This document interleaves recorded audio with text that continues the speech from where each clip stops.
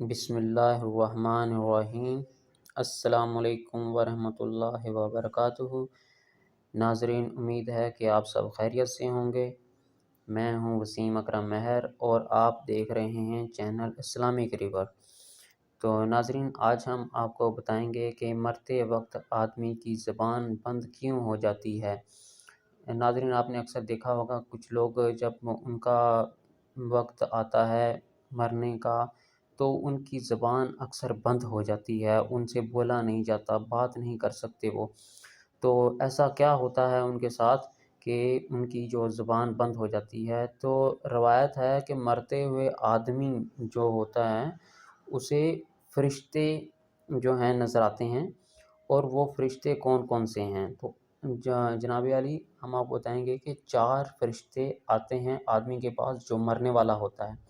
اس میں سے پہلا فرشتہ آتا ہے آدمی کے پاس اور اسے سلام کرتا ہے، اور سلام کرنے کے بعد کہتا ہے کہ اے اللہ کے بندے، میرے کو رب تعالیٰ نے تمہارے رزق کے اوپر موکل کیا تھا، اور میں پوری روئے زمین پر تمہارا رزق تلاش کر کے آیا ہوں، مجھے تیرے رزق کا ایک بھی لقمہ کہیں نہیں ملا۔ اس کے بعد دوسرا فرشتہ سلام کے بعد کہتا ہے، میں تمہارے پانی پر موکل تھا اور میں نے تمام زمین تلاش کر ماری ہے، لیکن تمہارے نصیب میں ایک بھی قطرہ پانی مجھے نہیں ملا۔ اور تیسرا فرشتہ جو ہوتا ہے وہ السلام علیکم بولتا ہے، اور اس کے بعد وہ کہتا ہے کہ میں تمہاری سانس کے اوپر موکل تھا، اور میں نے دیکھا کہ آپ کی سانس جو ہے اس دنیا میں اور آپ کے نصیب میں نہیں ہے، تو آپ اور سانس نہیں لے سکتے۔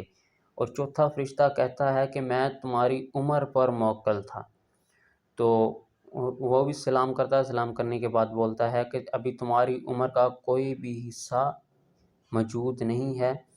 اس کے بعد اس کو اس کے نامہ اعمال دکھائے جاتے ہیں، اور اس کے ساتھ ہی وہ اس شخص کی جو ہے وہ بولتی بند ہو جاتی ہے۔ وہ جب اپنے نامہ اعمال کو دیکھتا ہے تو اس نے ساری زندگی کے جو تمام برے کام کیے ہوتے ہیں وہ ان کا انجام دیکھ کے خوف زدہ ہو جاتا ہے۔ تو اسی وقت عزرائیل جو کہ فرشتہ روح قبض کرنے پر موکل ہوتا ہے، وہ ان کی روح کو قبض کر لیتا ہے اور اسے بارگاہ الہی کی طرف لے جایا جاتا ہے۔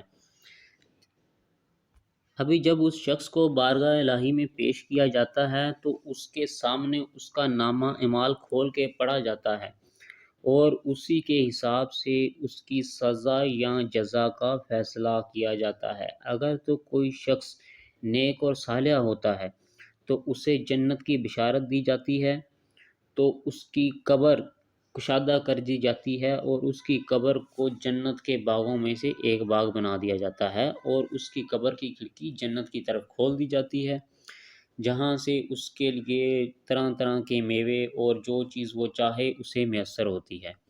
اگر کوئی شخص گناہ گار اور بدکار اور زانی اور شرابی یا دنیا کے دوسرے دیگر گناہوں میں شامل ہوتا ہے اور وہ توبہ کیے بغیر اس دنیا سے رخصت ہو جاتا ہے، تو اس کا ٹھکانہ جہنم، اور اس کی قبر تنگ کر دی جاتی ہے، اور اس کی قبر کی کھڑکی جو ہے جہنم کی طرف کھول دی جاتی ہے، اور جہنم میں سے سانپ اور بچھو اور دوسرے جانور جو ہیں وہ آتے ہیں، اس کے جسم کو نوچتے ہیں، کھاتے ہیں، اور اسے عذاب دیا جاتا ہے قبر میں۔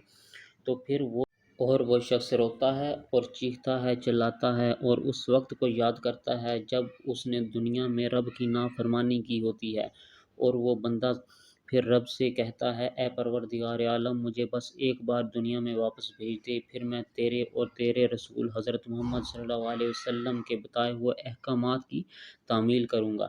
تو رب اس بندے سے فرماتا ہے کہ اے بندے، ابھی توبہ کا دروازہ بند ہو چکا ہے۔ اسی وجہ سے ہمیں ہر مسلمان کو اپنی آخرت کی تیاری کرنی چاہیے، اور ہمیں اس دنیا میں اچھے اعمال کرنے چاہیے تاکہ ہمیں قبر میں جا کے پچھتانا نہ پڑے، کیونکہ زندگی ایک بار ہی ملے گی، دوبارہ نہیں ملے گی، اور دوبارہ ہم اس دنیا میں نہیں آ سکتے، اور ایک بار جب کوئی انسان اس دنیا فانی سے رخصت ہو جاتا ہے تو اس کے اوپر توبہ کا دروازہ بند ہو جاتا ہے۔